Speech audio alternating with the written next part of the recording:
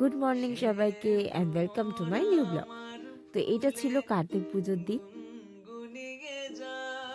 আর এটা ছিল মাসুনি বাড়িতে পুজো।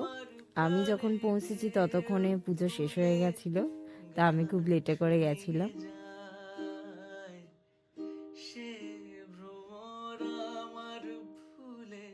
আসলে সত্যি কথা বলতে প্রসাদ তো বাড়িতেও চলে আসতো, পুজো শেষ হয়ে গেছিল আমি জানতাম, তারপরেও গেছি।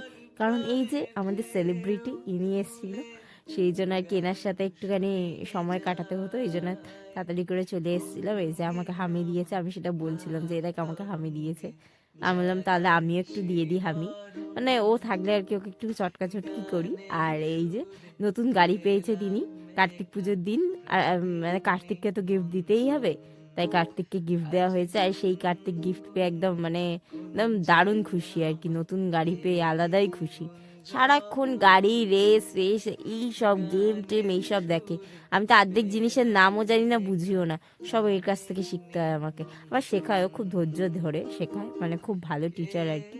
এই যে ছবি মাসি গিফটটা দিয়েছে বলে ছবি মাসিকে গিয়ে থ্যাংক ইউ বলছে, যে খুব সুন্দর গাড়িটা, খুব পছন্দ হয়েছে তার, সেটাই আর কি বলছে।